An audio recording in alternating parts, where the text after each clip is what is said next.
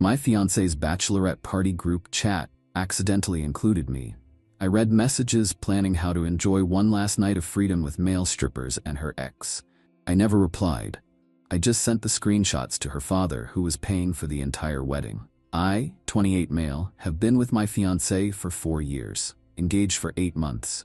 Wedding was supposed to be in 3 weeks. Her father offered to pay for everything: venue, catering, photographer, florist, DJ, the whole package. We're talking roughly $45,000, based on the invoices I'd seen crossing through our shared wedding planning folder.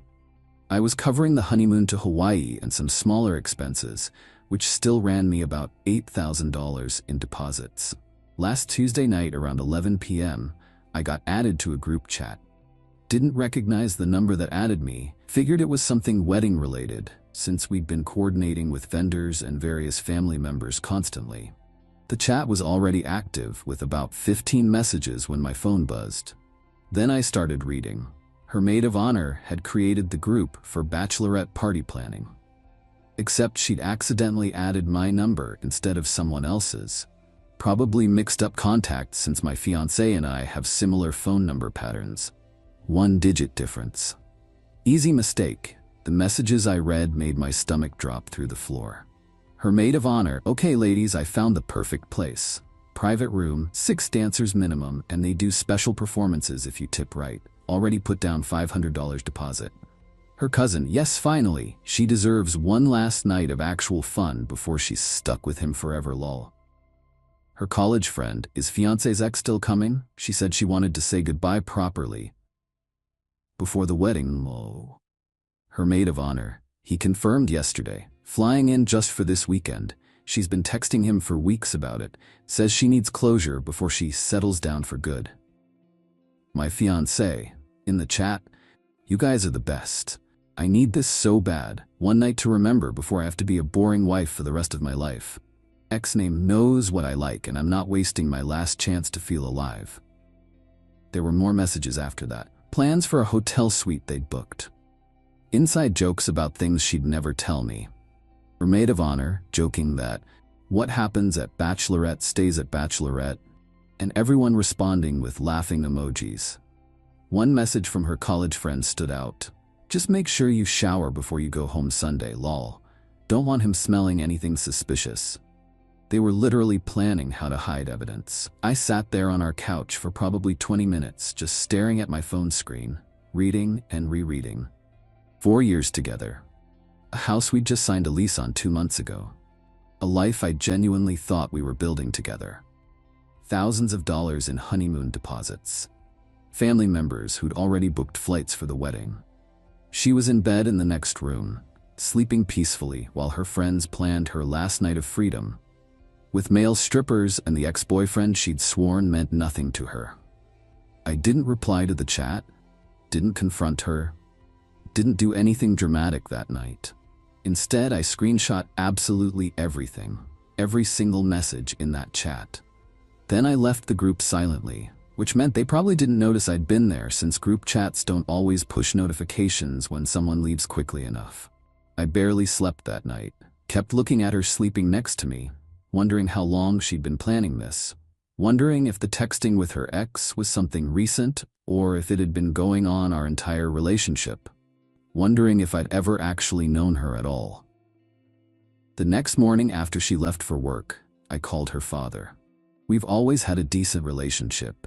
He's old school, traditional values, the kind of guy who believes in loyalty and honor and doing things the right way. He'd welcomed me into his family like a son. Paid for the wedding without being asked because he wanted his little girl to have the best day of her life. He answered on the second ring, cheerful. "Hey son, everything okay with the wedding prep? The caterer give you any trouble about the dietary restrictions?" "Sir, I need to send you something. I need you to look at it before the bachelorette party this weekend. It's really important." I emailed him the screenshots. Every single one. Then I waited. He called me back 45 minutes later. His voice was completely different. Flat, controlled.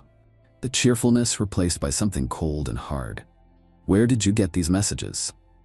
I explained the accidental group chat edition, told him I hadn't confronted her yet, asked him what he thought I should do. Long silence on the line. I could hear him breathing. Then finally, "You're a good man. You didn't deserve this. I raised her better than this. I'm handling my daughter. You handle yourself." That was Wednesday morning. The bachelorette party was scheduled for Friday night. Thursday afternoon, I got a call from my fiancée while I was at work. She was crying so hard I could barely understand her at first. "My dad just called me. He said he's pulling out of the wedding. He won't pay for anything. He called me a disgrace. What did you do?"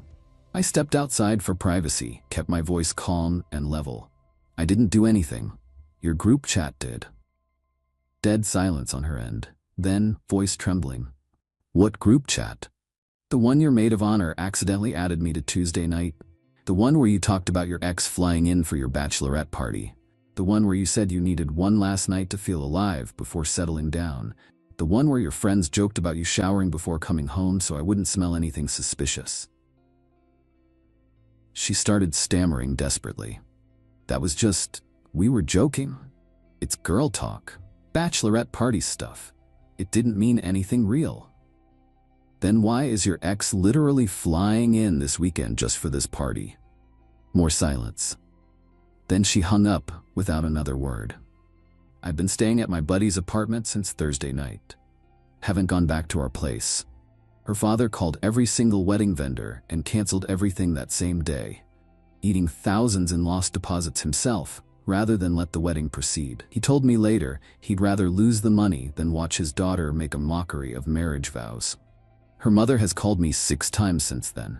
I haven't answered. Her maid of honor sent me a 4-paragraph text calling me a controlling psycho for spying on a private conversation between friends. My fiancé has alternated between sobbing apologies and threats to tell everyone I was abusive and manipulative if I don't somehow fix this situation. Her father texted me Friday morning, "You did the right thing, son. I'm sorry my daughter isn't who either of us thought she was. You deserved better." The wedding is officially canceled. I'm in the process of getting refunds on what I can from the honeymoon bookings, and I'm trying to figure out how to explain to my own family and friends why there won't be a wedding in 3 weeks. Update 1. 5 days later.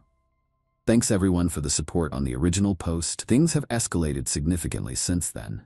So let me catch everyone up on the chaos. The day after my original post, the harassment campaign really kicked into high gear. Her maid of honor created a new group chat, this time definitely without me, and apparently coordinated a full assault on my reputation through everyone I know. My mom got a call from someone claiming I had serious anger issues and had threatened my fiancé during arguments. My sister got a DM from an account she didn't recognize saying I was mentally unstable and controlling. My best man got approached at a bar by her cousin, who tried to convince him I'd been emotionally abusive throughout our entire 4-year relationship. Classic Darvo strategy. Deny, attack, reverse victim and offender. Make the person who caught you the villain instead. But here's the thing they didn't count on. I had already shared the screenshots with my family before the flying monkeys arrived. My people knew the truth. When her maid of honor called my mom to spread her version of events, my mom simply said, "Honey, I've seen the messages your friend wrote. She was planning to cheat on my son with her ex-boyfriend at a party you were organizing. Maybe worry about that instead of calling me with this nonsense." The phone went completely silent, and then the maid of honor hung up. Then came the direct confrontation I'd been expecting. Sunday afternoon, my fiancée showed up at my buddy's apartment building. Just appeared in the hallway when I opened the door, mascara streaked down her face, looking like she hadn't slept in days. "We need to talk. Please, just hear me out for 5 minutes." My buddy looked at me from the couch, eyebrow raised. I nodded slightly. Better to handle this directly than let it fester. She came inside and immediately started crying harder. "I don't know why you're doing this to me, to us, to everything we built together. I made one stupid mistake." "You didn't make a mistake. You made a plan, for weeks, coordinated with your friends, to hook up with your ex at your bachelorette party while I sat home trusting you. I wasn't going to actually do anything with him. It was just fantasy stuff, just something to get out of my system before we got married. Girls do this." You said you needed one last night to feel alive before you had to settle down and be a boring wife. Those were your exact words. You called being married to me settling down, like it was giving up, like I was some kind of prison sentence you were accepting. She switched tactics immediately, tears turning to anger. So what? You went running to my father? Like a child running to a parent? Instead of coming to me first, like an adult, in an adult relationship? Why would I come to you first? So you could gaslight me into thinking I was overreacting? So you could hide the evidence and go through with your plans anyway? So you could lie to my face again? I told you it was just talk. Nothing was actually going to happen. Your ex was literally flying across the country just for this weekend. You'd been texting him for weeks making plans. Your friends were joking about you showering before coming home. At what point exactly was nothing going to happen? She didn't have an answer for that. Just stood there with her mouth open. Then she tried the guilt manipulation angle. My dad won't even look at me now. My mom is crying constantly. You've completely destroyed my entire family over some stupid messages. No. You destroyed your family when you planned to cheat on me 3 weeks before our wedding, and your father found out what kind of person you actually are. That's not on me. This isn't fair. I didn't actually do anything yet. It was just planning. Just talking. My buddy finally spoke up from the couch. Lady, if my fiancée was texting her ex for weeks, planning to say goodbye properly before our wedding, I wouldn't care whether she actually went through with it or not. The intent is the betrayal. The planning is the betrayal. The lying is the betrayal. She turned on him viciously. This is none of your business. Stay out of it.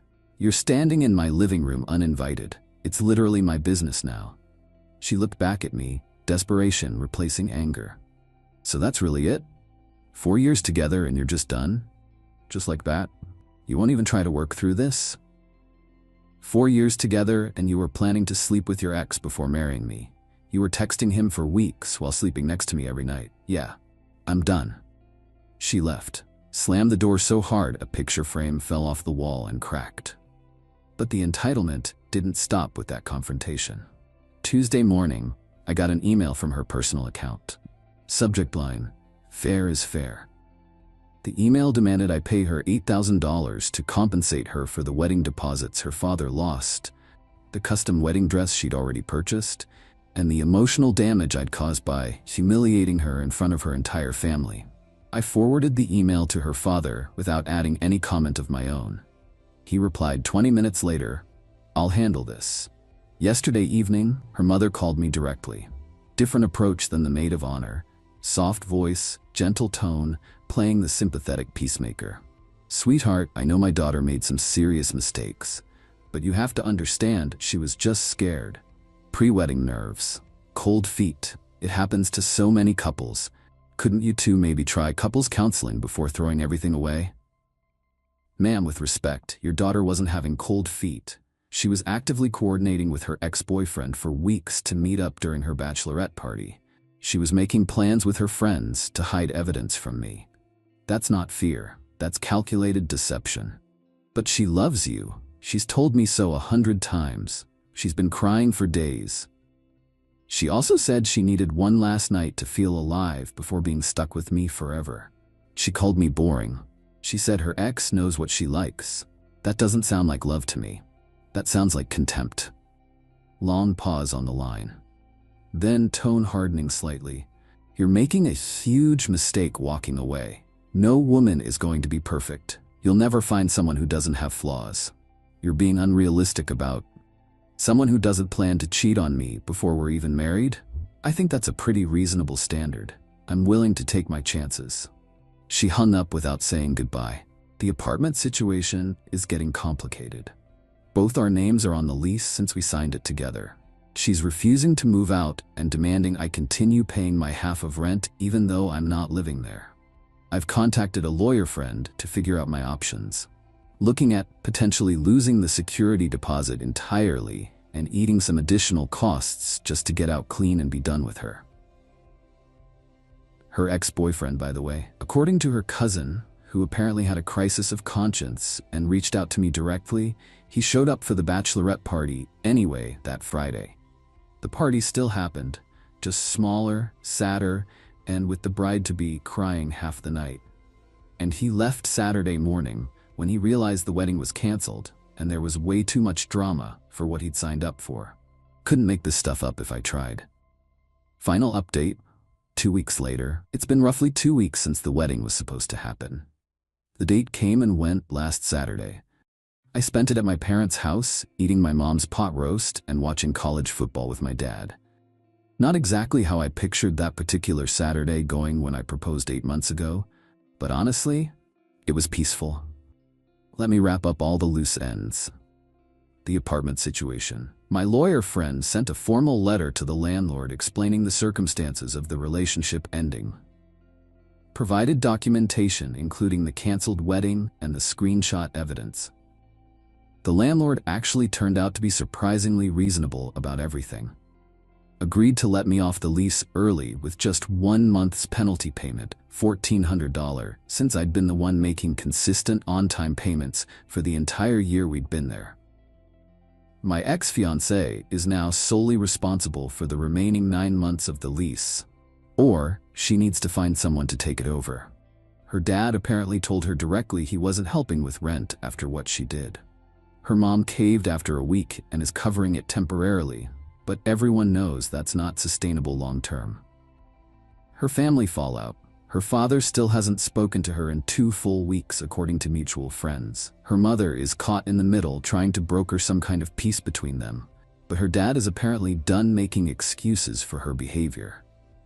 Her younger brother actually reached out to me directly last week to apologize on behalf of the family, and said he doesn't blame me one bit for how I handled things. He also mentioned that their dad had discovered this wasn't the first time she'd bent the truth about her behavior in past relationships. Apparently, there were suspicions about things with a coworker at her old job that she'd explained away. The screenshots just confirmed a pattern he'd been worried about for years. The entitlement continued. Last week, she actually had an attorney send me a formal demand letter. She wanted 1. Half the cost of the wedding deposits her father lost, roughly $22,500. 2. Full reimbursement for her custom wedding dress, $3,200. 3. General damages for emotional distress caused by my actions, $10,000. Total demanded, $35,700. For catching her planning to cheat on me and telling her father about it. My lawyer friend responded with a letter pointing out that the deposits were paid entirely by her father, not her, so she had absolutely no legal standing to recover them from me. She purchased the dress for a wedding she herself sabotaged through her own documented actions.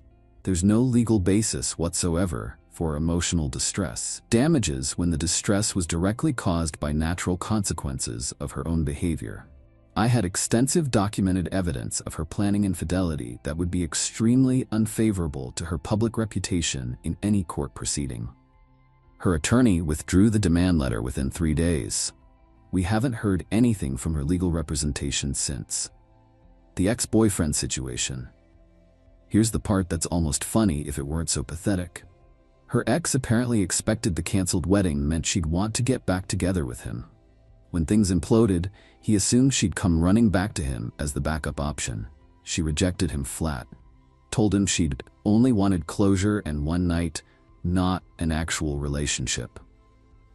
So this guy flew across the entire country for what he thought was a bachelorette party hookup, got caught in the middle of a complete family implosion, watched the wedding get canceled, and then left with absolutely nothing.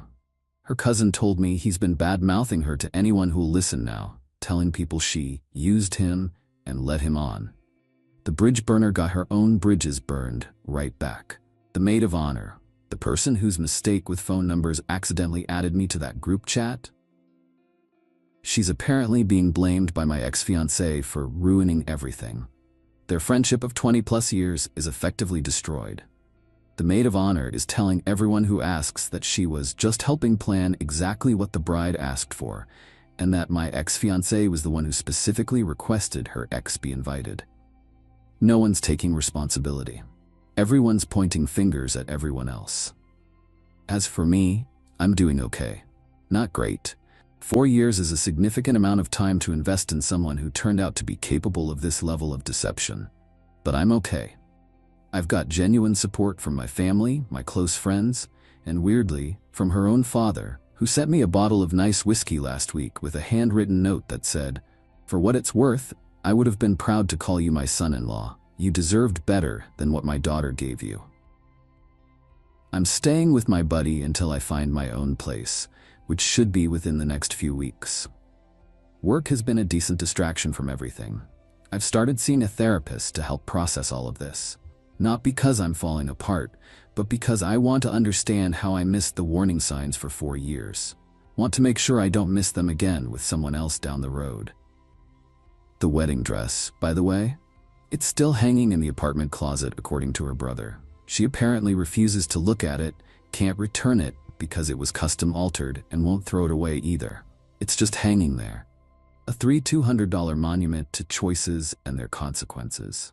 I don't feel victorious about any of this. I don't feel satisfied or vindicated. I just feel relieved. Relieved I found out before the wedding instead of 3 years into a marriage. Relieved I trusted my gut instinct to document everything instead of confronting her directly and giving her a chance to lie and delete evidence. Relieved her father turned out to be the kind of man who valued honesty and accountability over blindly protecting his daughter's mistakes. Some people in the comments of my original post said I should have talked to her first, given her a chance to explain herself. Maybe they're right in some theoretical sense, but practically speaking, she was texting her ex for weeks, making plans. She was coordinating detailed arrangements with her friends. Her friends were literally joking about evidence disposal. That's not a momentary lapse in judgment you talk through over dinner. That's a pattern of calculated deception you protect yourself from. I don't know what she'll do with her life going forward. Don't really care anymore. My chapter with her is completely closed. The group chat that was supposed to plan a wild bachelorette party ended up planning the end of a wedding instead. Sometimes the trash takes itself out. It just needs an accidental push in the right direction. Thanks for following along through all of this. Time to move forward.